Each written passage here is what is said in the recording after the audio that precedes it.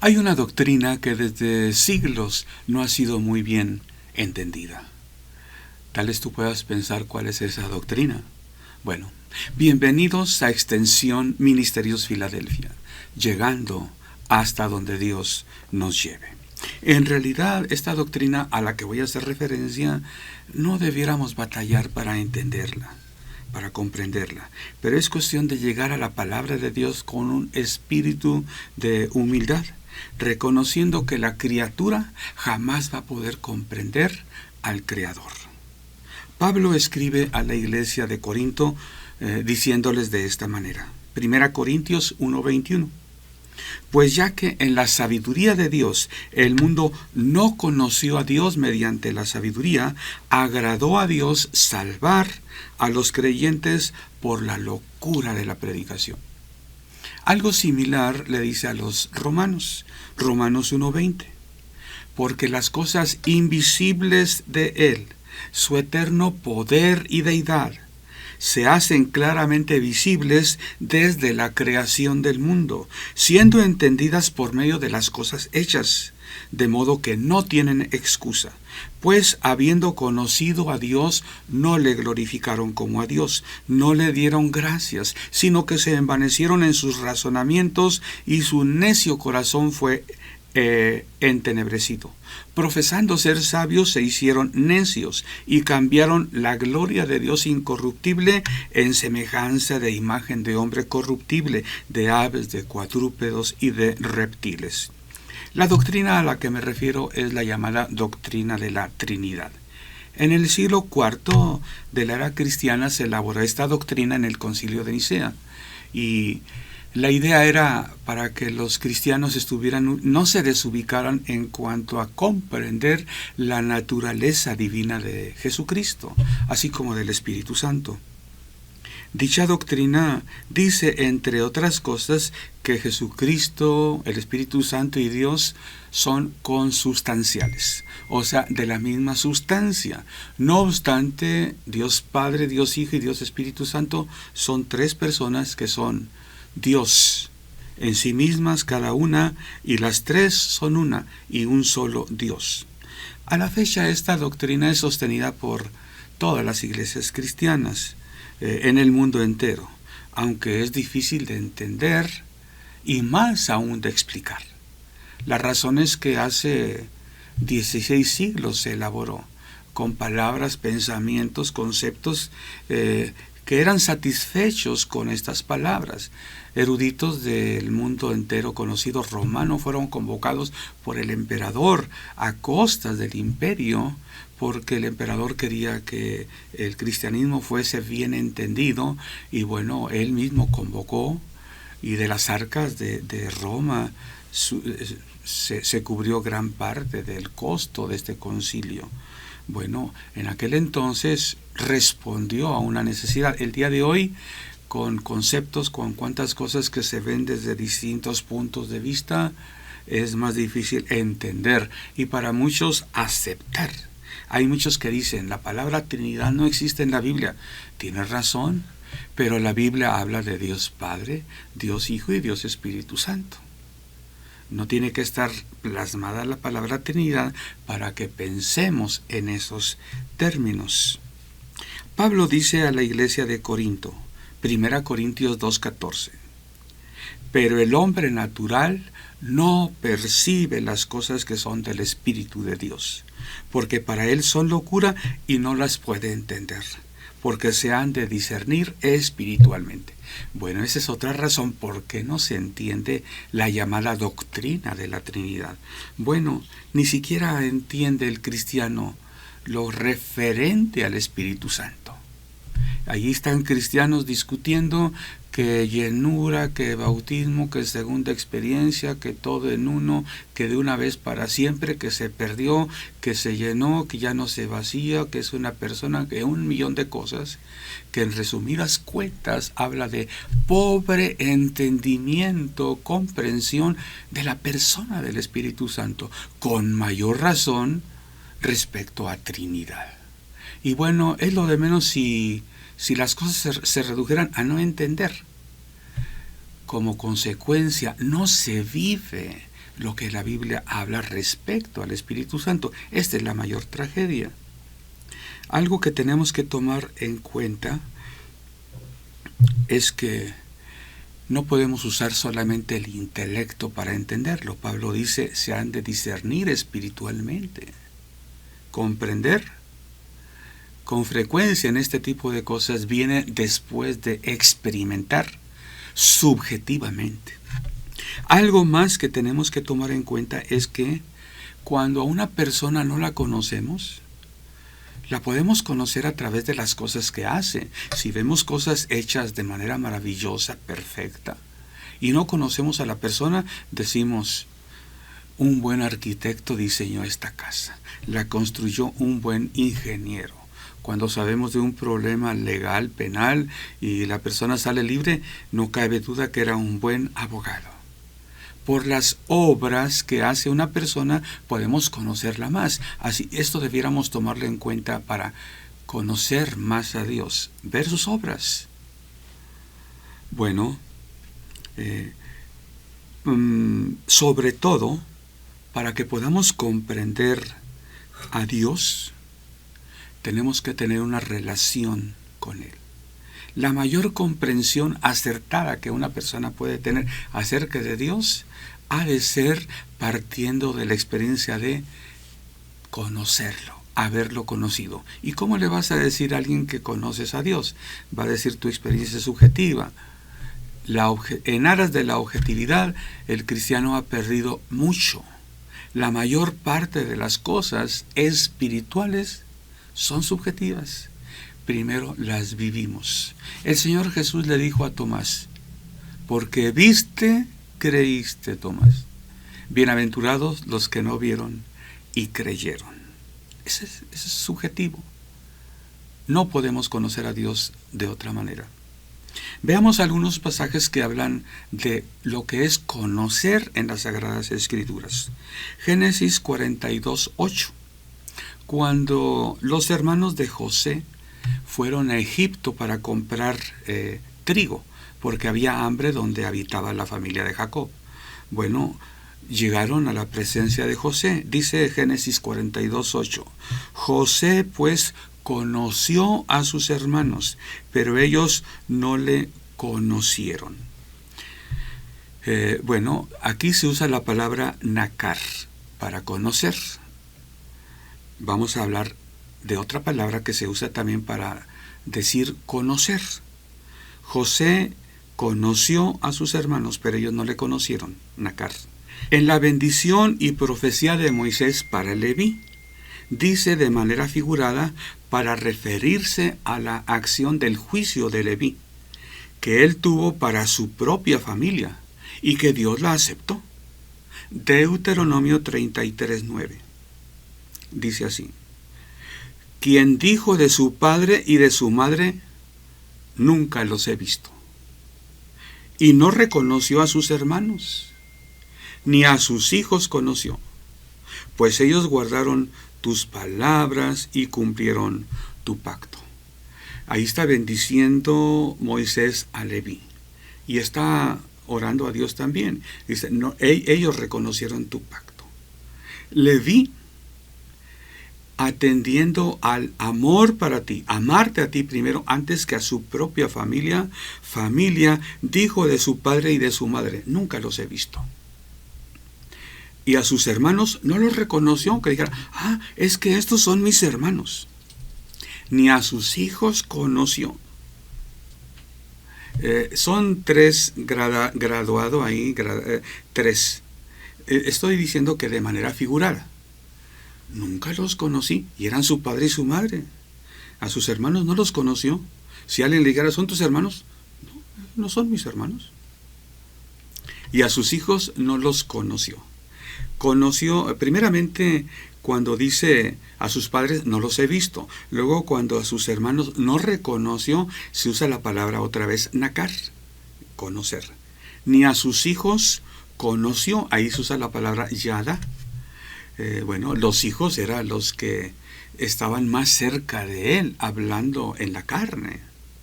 Así es que a sus padres los ignoró, a sus hermanos pues no les hizo caso, ni a sus hijos los conoció. Ahí se usa la palabra yada. Vamos a ver otros pasajes donde se usa yada para conocer. Estamos tratando de explicar cómo es que tenemos que relacionarnos con Dios. Tenemos que conocerlos. Yada es la palabra hebrea que se refiere a un conocer más ampliamente.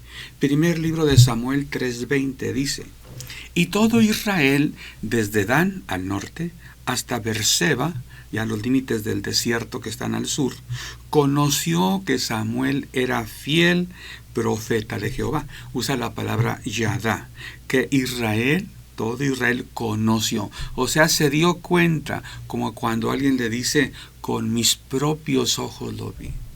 Yo lo conocí. No es que me explicaron, no es que lo leí en un libro, es que yo lo conocí, yo me relacioné con él. Yo soy testigo de que Samuel fue un verdadero juez.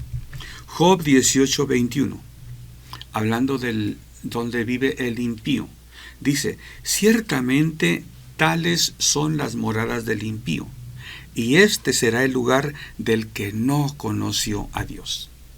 Se refiere a aquel que no se relacionó con Dios como mi creador, como el Señor, como el Shaddai, como el Todopoderoso, el Omnipotente, el Altísimo. O ya hablando en el Nuevo Testamento como mi Padre que está en los cielos.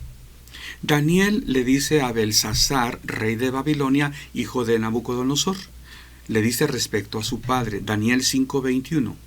Le dice que Nabucodonosor fue echado de entre los hijos de los hombres, y su mente se hizo semejante a la de las bestias, y con los asnos monteses fue su morada.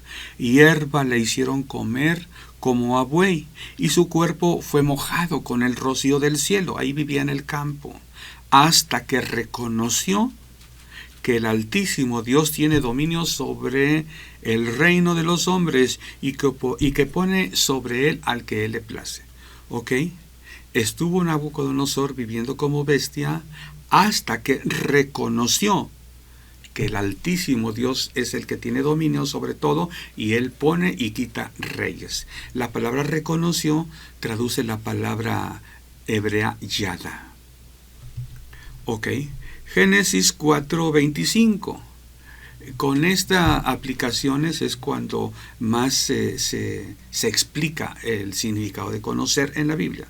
Génesis 4:25 dice: y conoció de nuevo Adán a su mujer, la cual dio a luz un hijo, y llamó su nombre Set. Cuando dice que Adán conoció a su mujer, se usa la palabra yada. Y es conocerla como mujer, como un varón conoce a una mujer, a las relaciones maritales que producen un hijo llamado Set. Ese es cuando vemos más claramente el significado de yada. Dios quiere que lo conozcamos. Es decir, el conocimiento que tengamos ha de ser por nuestra relación con Él. Las parejas después de años de matrimonio llegan a conocerse. En ocasiones ambos están pensando lo mismo. O uno comienza a platicar de un tema y su pareja le dice: era lo que estaba pensando. También yo te quería decir eso. Jesús dijo en Mateo 7:23: les declararé entonces, nunca os conocí, apartaos de mí, hacedores de maldad. Esto en respuesta a algunos que le dirán: Señor, en tu nombre echamos fuera demonios, hicimos milagros. Qué tremendo que Jesús diga a algunas personas que en su experiencia vieron milagros y maravillas: nunca os conocí. Más todavía, apartaos de mí, hacedores de maldad. La importancia del conocer realmente desde el Espíritu. Job 42:1 y 2. Las palabras de Job a Jehová, dice así: respondió Job a Jehová y dijo: yo conozco que todo lo puedes y que no hay pensamiento que se esconda de ti. Ahí conozco es la palabra yada. O sea, ahora después de tantas cosas me doy cuenta. O sea, me quejé mucho, mis amigos me dijeron tantas cosas, tú me has respondido y ya me cayó el 20. Ahora conozco, Yada, ahora conozco que no hay pensamiento que se esconda de ti. Y más adelante, Job 42, 5 al 6. La conclusión de Job es que de oídas te había oído, mas ahora mis ojos te ven. Por tanto me aborrezco y me arrepiento en polvo y ceniza. Es cuando Job ahora conoce a Dios. Génesis 12:11. Terminamos con este pasaje, estas ilustraciones de lo que es conocer.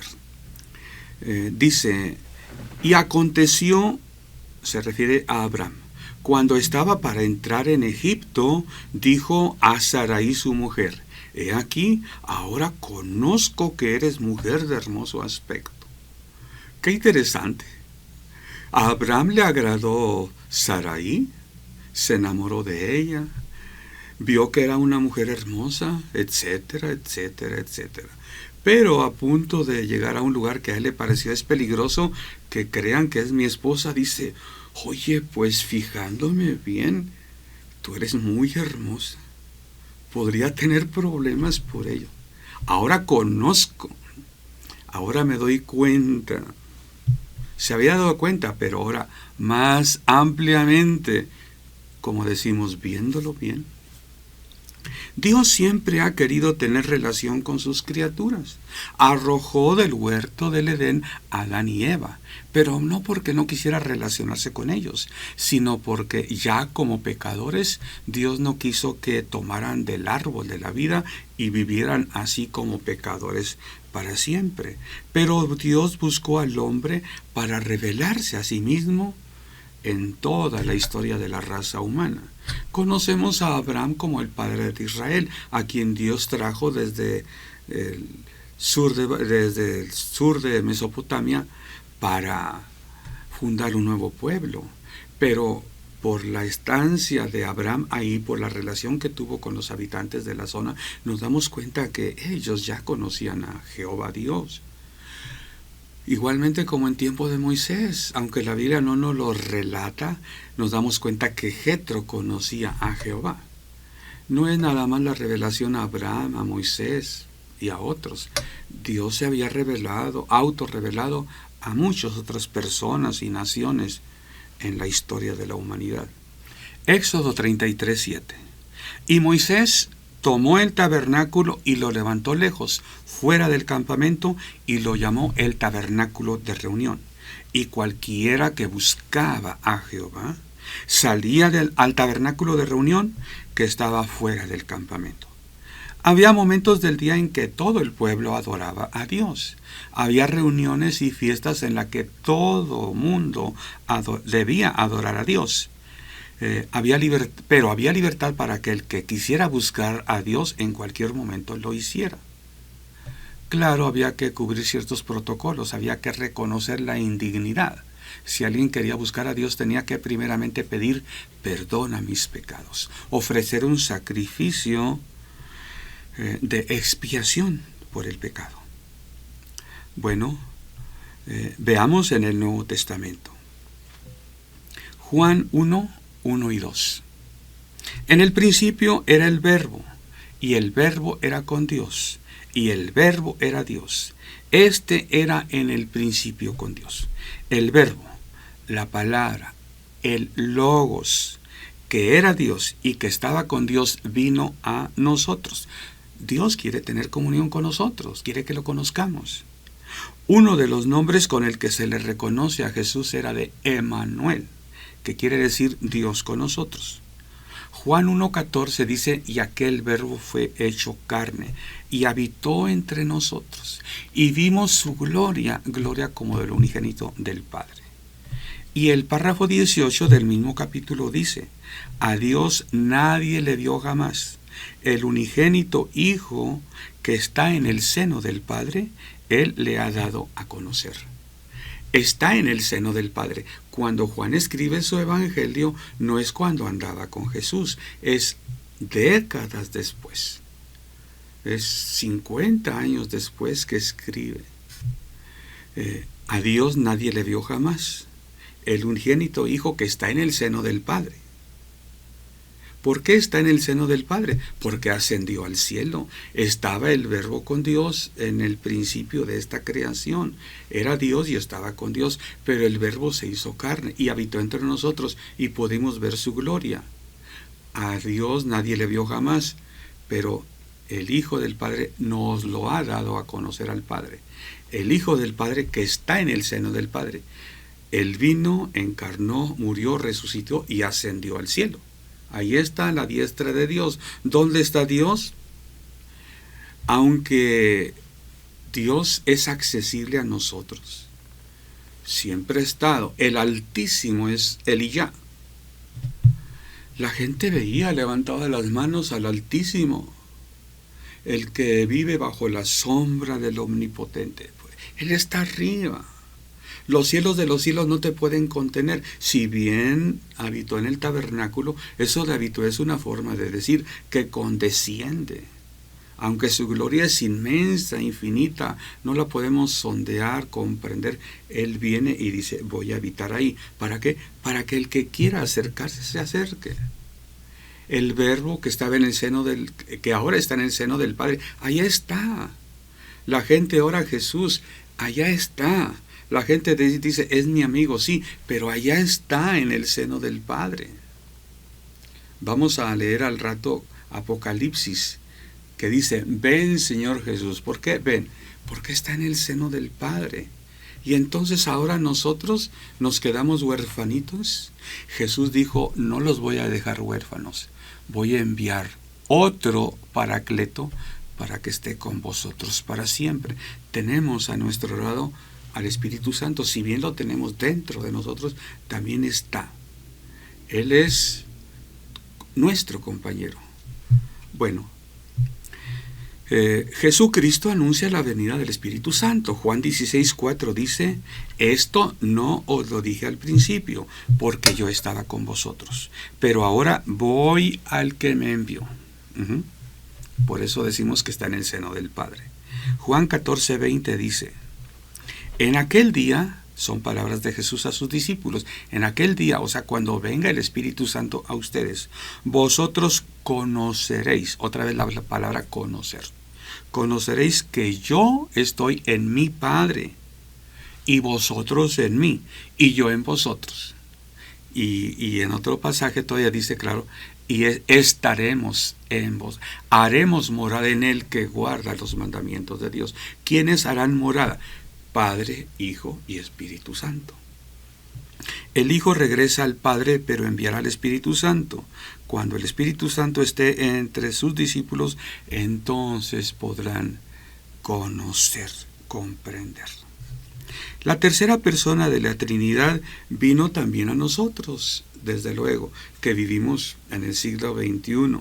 Hechos 2:38 y 39, la predicación de Pedro dice, arrepentíos y bautícese cada uno de vosotros para perdón de los pecados y recibiréis el don del Espíritu Santo, porque para vosotros es la promesa y para vuestros hijos y para todos los que están lejos, para cuantos el Señor nuestro Dios llamare.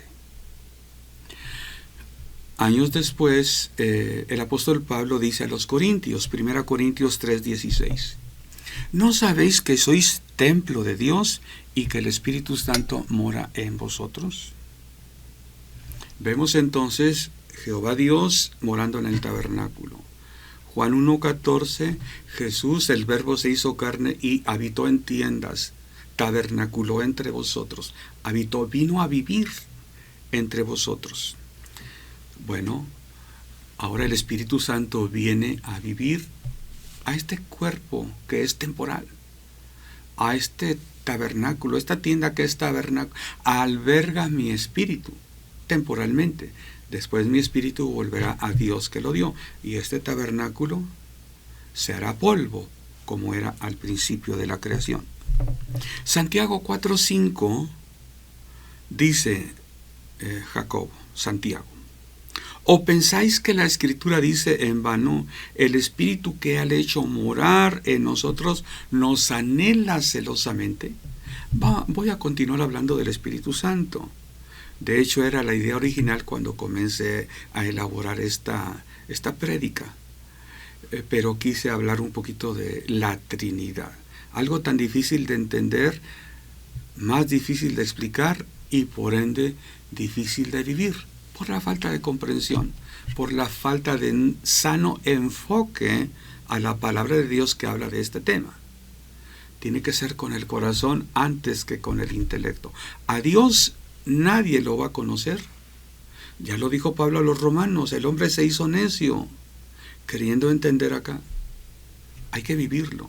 Como le dijo a los corintios también, se ha de discernir espiritualmente. Primeramente tenemos a Dios, después lo discernimos espiritualmente y lo comprendemos, lo conocemos un poco. En la medida que esta mente limitada, pequeña, que este grano de arena puede entender al Espíritu de Dios. Hay un canto muy hermoso que dice, un grano de arena. En vasto desierto, un grano de arena es el hombre delante de Dios. Pero de ese grano de arena se ha formado un templo donde habita el Espíritu Santo de Dios. Dios anhela comunión con sus hijos, con nosotros. Así como en el Antiguo Testamento, quien quería buscaba a Jehová. Así como en Galilea, en Jerusalén, en Israel, quien quería buscaba y seguía a Jesús. ¿Quién no? Pues algunos lo rechazaban y criticaban. Bueno, así hoy también. Quien quiere ha de buscar a Dios. ¿Cómo ha de ser? En la medida que conozcamos al Espíritu Santo de Dios, vamos a conocer al Padre y al Hijo que está en el seno del Padre, en la medida que sepamos oír al Espíritu Santo de Dios, porque Él es el que nos convence de pecado, de justicia y de juicio. Él es el que da testimonio a nuestro espíritu de que somos hijos de Dios. Pablo, para despedirse a los Corintios en la segunda carta, capítulo 13, párrafo 14, dice, la gracia del Señor Jesucristo. El cristiano vive bajo la gracia de Cristo, ¿verdad? El amor de Dios. Los cristianos vivimos bajo el amor de Dios. ¿Ok? La gracia en Cristo Jesús, el amor de Dios y la comunión del Espíritu Santo sea con todos vosotros. Esa es nuestra vida. Ese es para nuestro tiempo.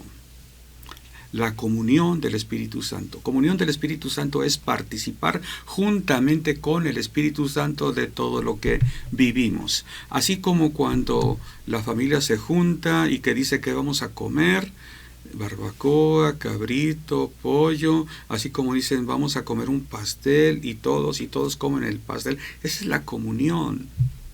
La comunión con el Espíritu Santo es compartir lo mismo. Es lo que nos corresponde a nosotros. En la medida que conocemos, tenemos comunión con el Espíritu de Dios, es que conocemos al Hijo, y es que conocemos al Padre, y es que podemos comprender en la medida que nos es posible que Dios Padre, Dios Hijo, Dios Espíritu Santo son uno. Son Dios, son de la misma naturaleza, pero es un solo Dios. Son tres personas, queriendo decir con eso que son tres formas en las que se ha revelado a nosotros. Tres maneras diferentes en que el hombre le ha conocido, se ha relacionado de esta manera con él, como Padre, como Eliyá, como Hijo, el Salvador, y como el Espíritu Santo. Bueno, Apocalipsis 3:20.